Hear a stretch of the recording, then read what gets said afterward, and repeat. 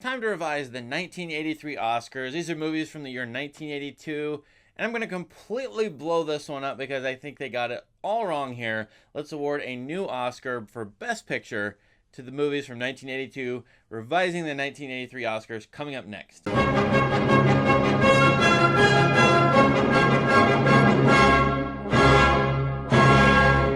If you'd like to play along and do your own list before I give mine, check out this Oscar site for eligible nominees from the year 1983 or the 1983 Oscars, because my rules here are I'm going to go by the Academy's rules of that year and just do Oscar eligible movies. That may mean that a few movies from various international directors aren't included here, so that will limit our list. But yet, look at this list and see which are the best movies. Pick your top five nominees for Best Picture, and then pick your Best Picture winner. Now you stare at this list of Best Picture nominees. Gandhi, E.T., Missing, what the heck is that? Tootsie, and The Verdict. You know, some of these are classics, some of these are well known, but I don't like any of them as well as just the best science fiction movies of this year. I mean, if you do a top five or Best Picture nominee list of science fiction movies, you know, you get like Blade Runner, Mad Max 2, The Thing, and you add a couple more. To me, that's a better list, a list I would rather watch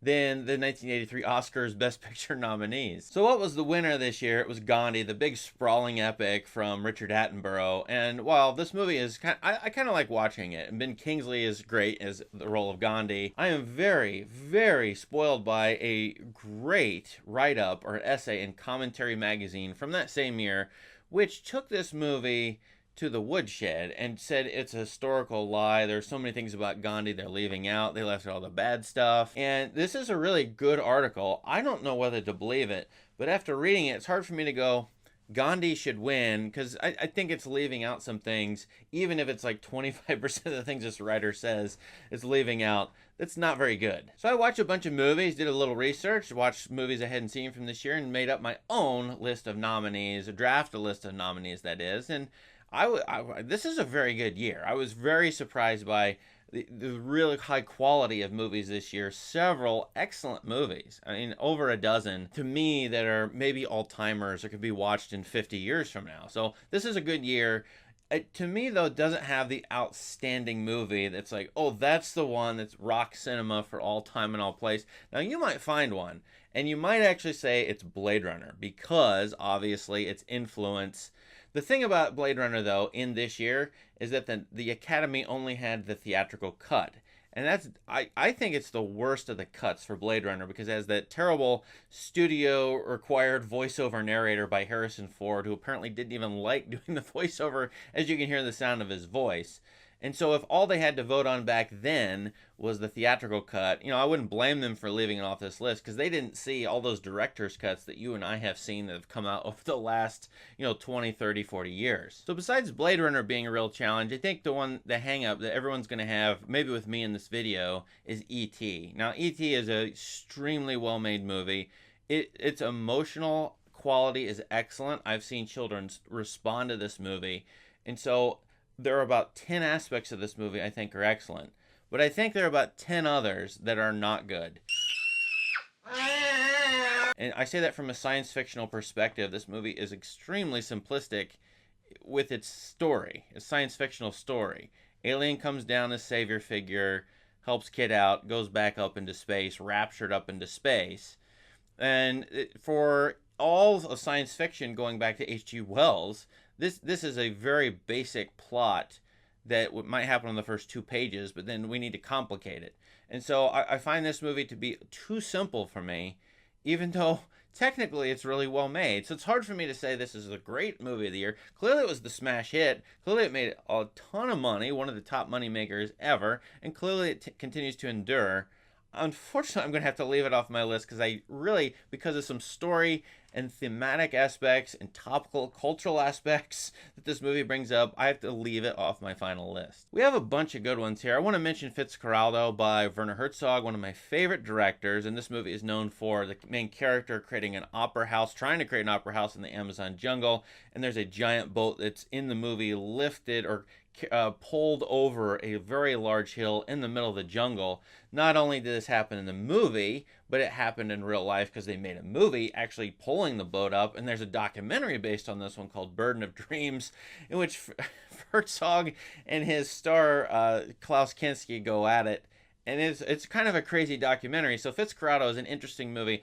I've never taken to it as well as probably most of you have. I think it's a little bloated. I think the story is a little stretched and strained at times. So for that reason, I'm going to leave it off my final list, but I do want to acknowledge it here as a pretty interesting movie. Another one is Coppola's One from the Heart. He made this after Apocalypse Now. It's completely different. It's a romance, Hollywood romance. It is as bombastic and ambitious. It's trying to be the Citizen Kane of rom-coms. This was a total bomb when it came out. Critics hated it. A lot of them did.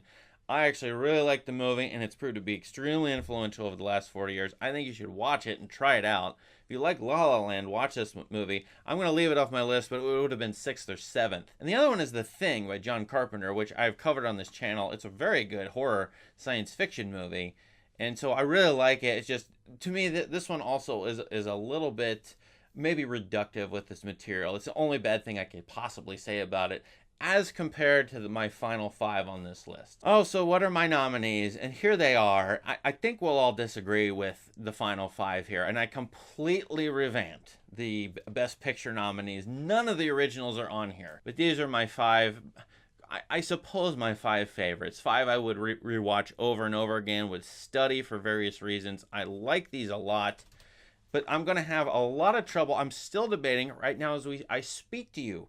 I'm still debating on which of these 5 I would pick, because Best Picture is a brutally hard thing to do in this very year, in my opinion. Quickly going to the nominees. Das Boot, Wolfgang Petersen's, submarine epic, World War II, and one of the few, maybe one of the first, to sympathize with the Germans. Yeah, they're Nazis, but they don't like the German government. They're just doing their duty. They don't want to be in the war. So here they are in Das Boot. And it's a really, really gripping movie with lots of claustrophobia that definitely influenced, for example, Christopher Nolan. Half of his movies are claustrophobic. So I strongly recommend this as a war movie, period, but a great filmmaking effort as well. Death Trap by Sidney Lumet. I think this is very underrated.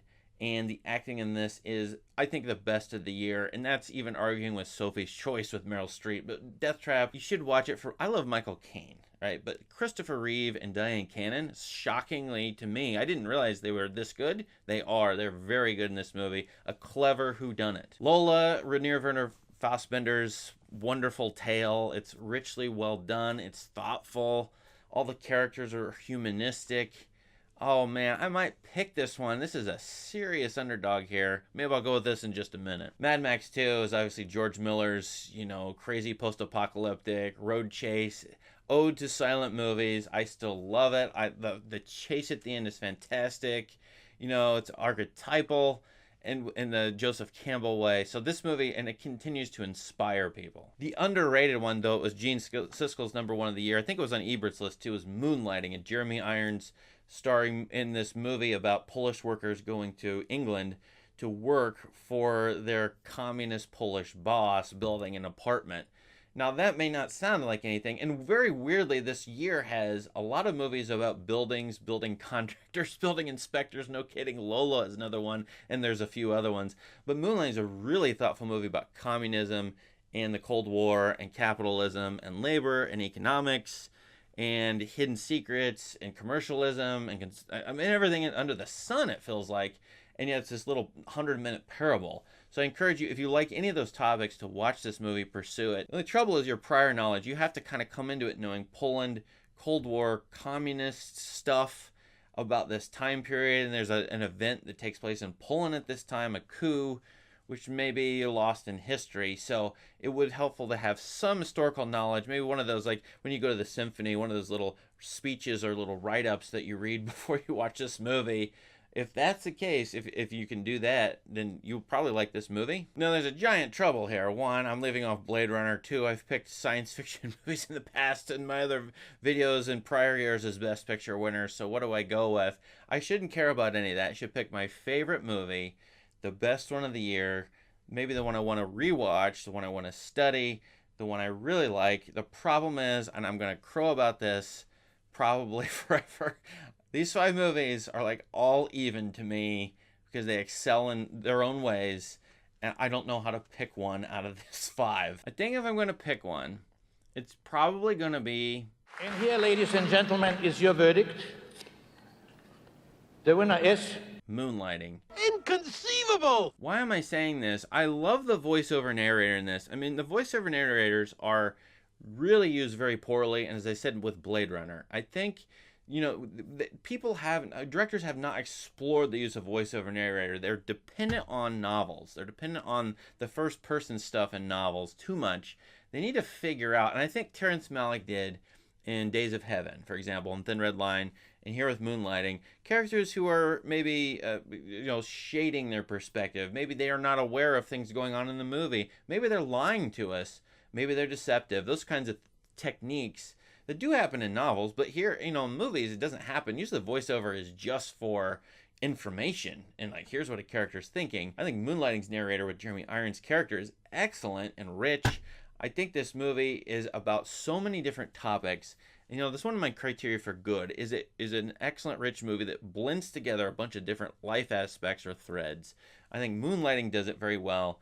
The problem with it is the prior knowledge thing, historical knowledge. But all in all, I think I would rewatch and study this film. I agree with Gene Siskel to an extent that this is a movie that could last a long time. Now, that's me being technical here and just picking Moonlighting based on 1983 Oscars rules. Now, but the thing is, I probably cop out if I could and pick Blade Runner, because obviously the influence, the atmosphere. I don't even love the story that much. I think the novel is way richer and deeper, but I respect the heck out of the movie. I think Ridley Scott did amazing work here. Clearly, Blade Runner is the most influential maybe of all the movies in this year. I think E.T. might be, but Blade Runner could be as well. So for all those reasons, I might pick one of his director's cuts. The thing is, I got to choose one of them, one of the other cuts of Blade Runner. So the cop-out answer would be Blade Runner in some kind of cut. My technical, legal answer, given the boundaries I've given myself for these videos, is Moonlighting. All right, check out my other Oscar videos. I've done ones on previous years, starting with the 1980s. Now I'm going to go into 1984 Oscars and do research on that one. Please subscribe to this channel for more great content. Thank you. Have a great day. But I'll say it again, watch all of these movies. Dive into this year. There's going to be 10, 15 movies you think are very good. I don't know which ones you'll think are very good, but look at my list. And I probably missed some, probably some I haven't watched. So check out this year, because I think it's a pretty good year.